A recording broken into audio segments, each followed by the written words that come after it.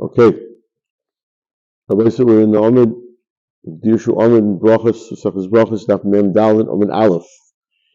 And here the Mishnah is going to lay down one of the fundamental principles in Brachos, and that is that when you have two things, Iker and Tafel, the Brachos and the Iker Patas and Tafel.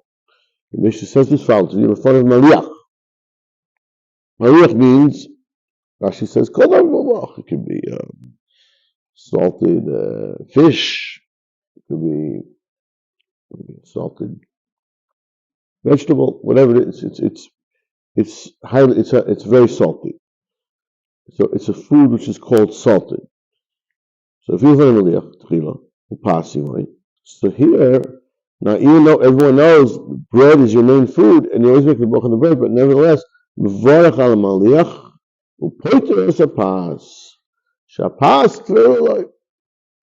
because it could be, as in it doesn't have to be, but in this case, where the pas is tafel to the maliach, so the bracha is on the maliach. Zeh klal. This is in fact a rule in kol shu iker v'yotera.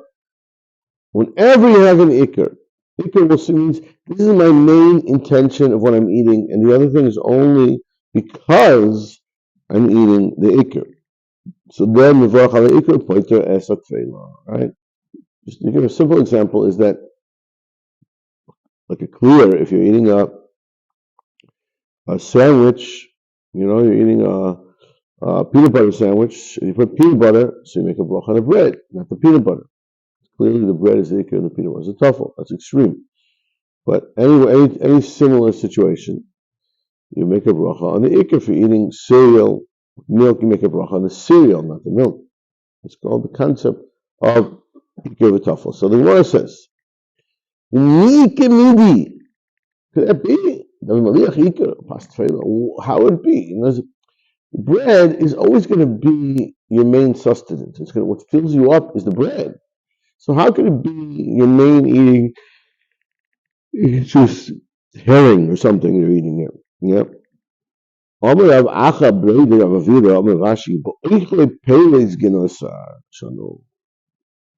we're talking about peres ginosar. And we're going to explain now in the Gemara the significance of these peres ginosar, these special fruits of Eretz Yisrael. And we have to say how that makes a difference here. But let's take a few more lines here just to understand what we're talking about, and then we'll have to go back and explain what does it do with the sugya. We speak about the Mishnah where you're eating herring and then bread, and now you're talking about peres genisar. What's going on? So the Gemara says, let's just see what it is. We were walking down the B'yechan in the Meichel peres genisar. We had a special tiul to go eat peres genisar. When they were 100, so each person took 10. So a lot of fruit, asara, or sometimes there are only 10. When there are 10 people, sometimes we take 100. There's so many of them, and they're so powerful. These fruits, you can take 10, 100. Each 100 would hold a huge basket of 3 saw, very nice sized basket, for achalahu. People would eat it. And they would get stuffed. They would get stuffed from eating these fruits. Usually fruit, you eat a fruit, you're not full, you just eat a fruit. The lotoyim zunit. And we couldn't eat anything. We couldn't eat anything which is sustaining. We couldn't eat any real food. We were so full from the fruits that you couldn't eat anything. Because the fruits are very, very strong, very powerful. And in fact, he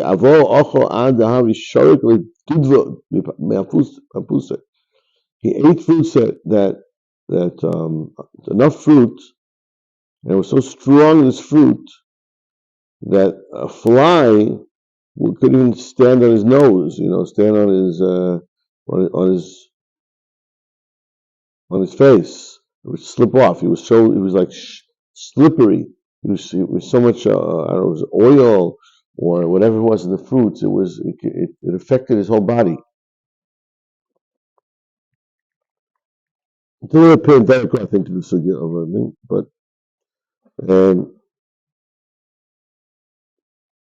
yeah.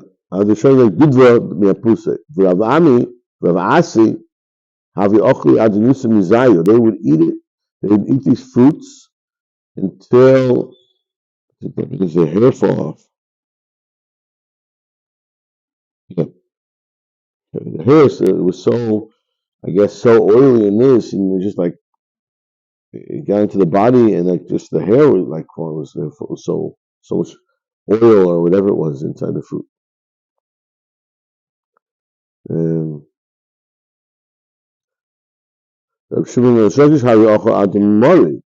he actually went nuts from the fruit, and so they had a problem. What are they going to do?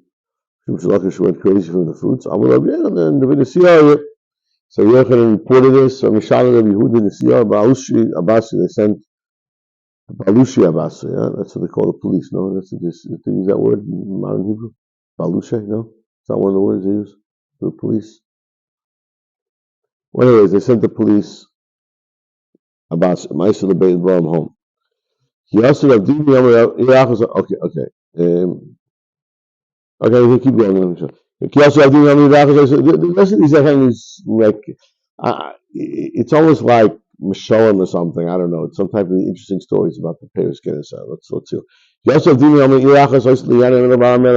or the different stories about these places in the north, and there's about special places that it's all the power of the fruit and special places that it's all. There was a place, Bahar Melech, Shishim Ribi Safli Taris. They took 600,000 tubs of this fish, herring or something, this tub, to feed the Koitzit Seitan. There's so many workers there's so many dates in these trees. They have to bring so many people. They have to bring massive amounts of food to feed this like army that was like taking down harvesting the dates. They have Shabbos each week. He also rabbi Amud HaYomi echad Liyan HaMelech v'HaMelech she'moidim be'arbaim goizlos b'shlosh breichos bodos. There was a tree that they had 40 saw of birds from 3 breichos b'chodesh. They had so many eggs. They kept 3 different rounds of eggs from all these birds. And so the tree was so huge. They had so much. One man down on Aleph in the middle. There's a place called Gufnis. Now this is an interesting. This shows the quantity and the how again it must be some mushal. I don't it's something deeper, but it shows what was going on in Israel. So they had this interesting thing. They had in the city Shmoim Zugis Achim Kohanim. There are 80 couples, we'll see, of Kohanim. Kohanim Nesuim, the Shmoinim, Zugais Achias Kohanos. There's so many Kohanim in the city, so many people that they had 80 Kohanim that were their brothers. They were married to 80 women that were sisters that were Kohanos. In other words, their father was a Kohen. There were so many people that had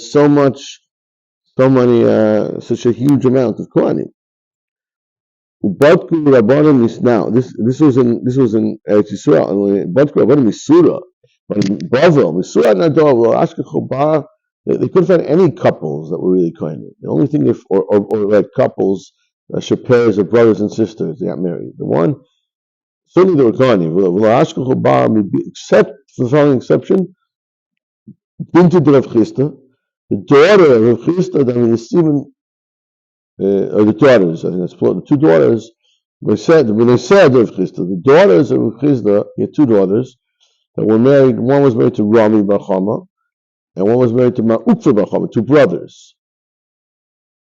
Now, that was the only similar case. I don't have the Inu Avi Kohanta.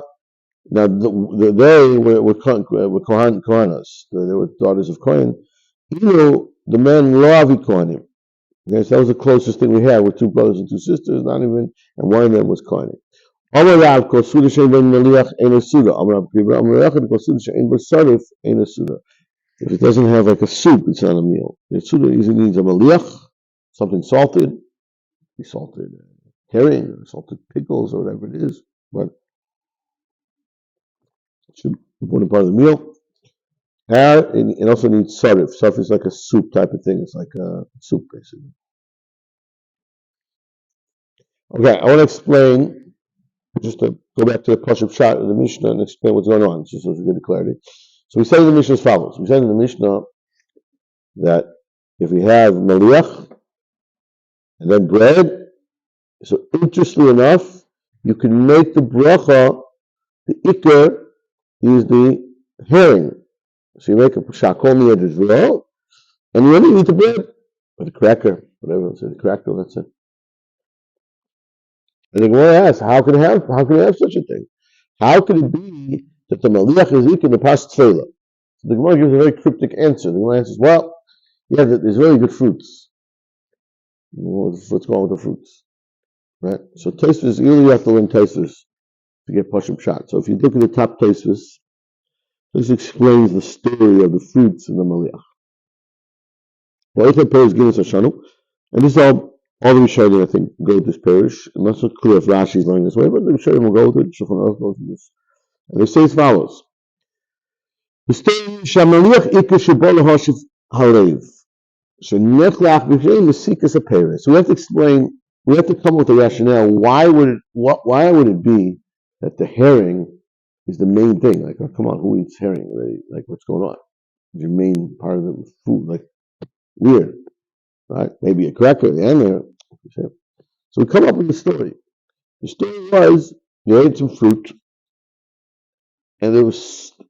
Now we have to understand what this means exactly. But what we're saying is the fruit was so powerful, like you ate this fruit, and you became weak from the fruit. It was like so powerful. The mesikas was so sweet. I don't know, means there was so much sugar rushed into your body, and you're going to pass out. You're dizzy. You're like pushing dizzy from all the sugar, the massive amounts of sugar in the fruit.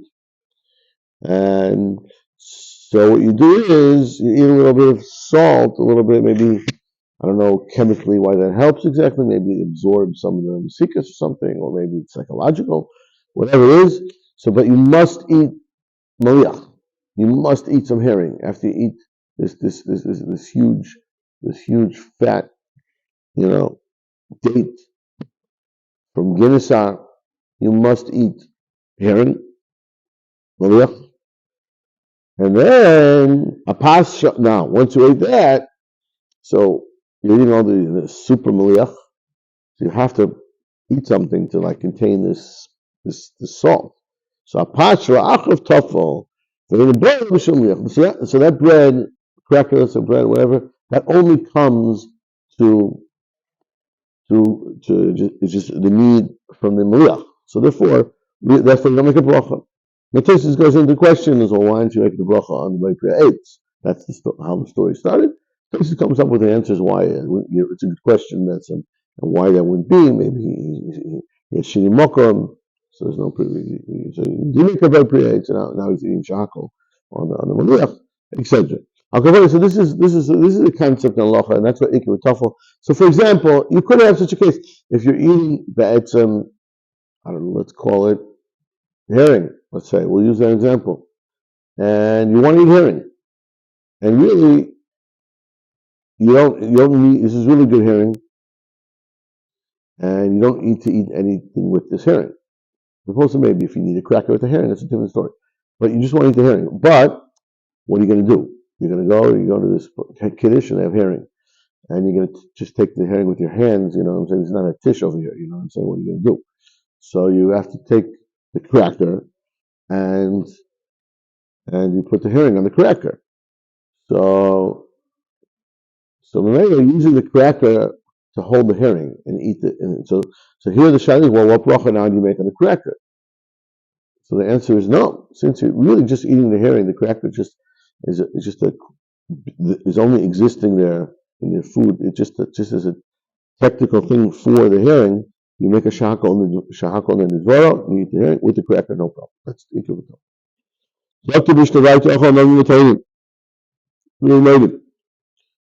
If you ate shiva saminim, grapes or shiva saminim, figs, right? If we get figs over here, shiva saminim. Already we have two bishvats coming up. Figs are very difficult, by the way, to find. They don't have bugs in them. That's so possible. Remaining pomegranates. Mivorech achareyem shalosh brachos.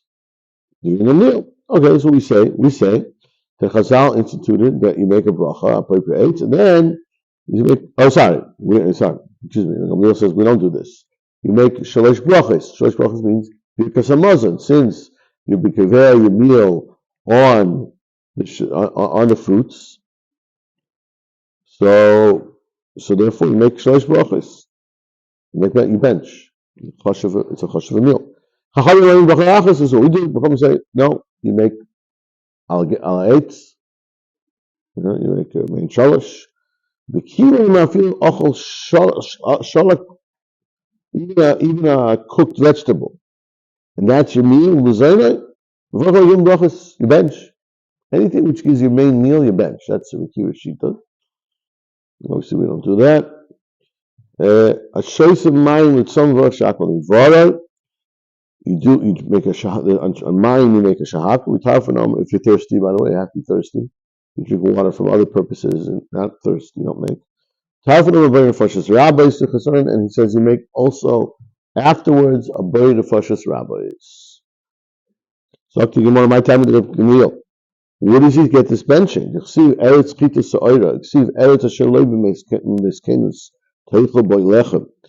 So it talks about the shivas aminim, eretz, chita, sa'ira, right, te'ena, rimoin, and all the different shivas aminim, and it says it right afterwards in the pasuk, v'chaltu v'savatu v'yachlu shem lekecha.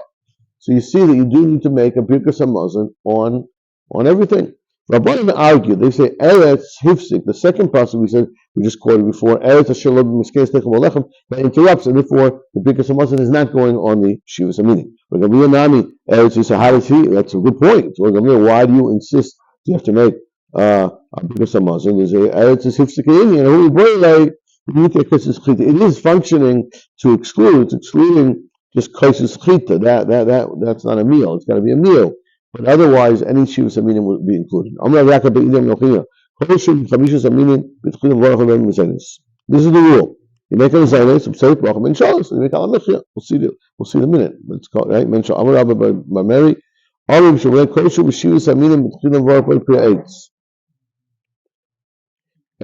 is shivas aminim, you make a first. You also make on the shivas aminim, right? You ate grapes. You make a shalosh. So let's just lay it out. What is the bracha? Bracha achos and shalosh. Amalei a period the eights. A period the eights. Our eights. Well, sorry, this is bracha. Our eights, our pre eights, our tulus asada, our eights chem l'tov ruchava. Right, so what does this mean?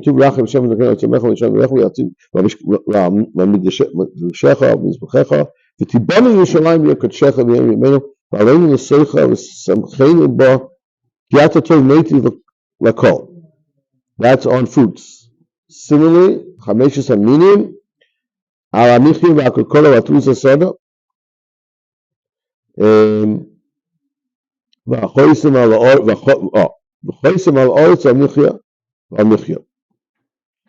now, this is a bit confusing. He just says it now. I think it seems like it's going back on the first round. Let's go back. Let's discuss it. It says, what is the chasima? How do you complete the bracha? I think it's going back on Priyayit. Not say, for example, on Rosh Chodesh, you say, you choisim with the Rosh Chodesh. So what about here? How do you complete the bracha ala michya? Or ala peris? Ochamai. If Christama ala oretz val perisah. Buchat Hashem ala oretz val perisah. And Rabbi Yochanan ala oretz val peris. So if you notice, we have both these versions are in our Siddurim. And then Gemara asks, "Around v'lo pligi, or one twin? Is that halan ulu?" Depends where you are. If you're in Eretz Yisrael and Chutzos. Now, what's funny is the Gemara says, but it doesn't make sense. It's the opposite though. Well, who's the one saying? Rabbi Yechanan said, "Al Peres." Rav Chizda said, "Al Peres." Rabbi Yechanan was in Eretz Yisrael. What's going on? Inud achli the anim v'rachinan. In Eretz Yisrael they eat the Peres, and we say Al Peres in Bavel. That doesn't make sense. It should be the opposite. In Eretz Yisrael, Rabbi Yechanan, in Eretz Yisrael, you say Al Peres like we do. If you eat fruits in Eretz Yisrael, it really depends on the fruits. If you eat fruits in Eretz Yisrael, you say Al Peres, right? You say, yeah. Or if you wine, you say also Al Gafno. If it's fruits, you say Al Peres. Rav Chizda Amar Al Haaretz, Al Peres, and Yechanan Al Peres.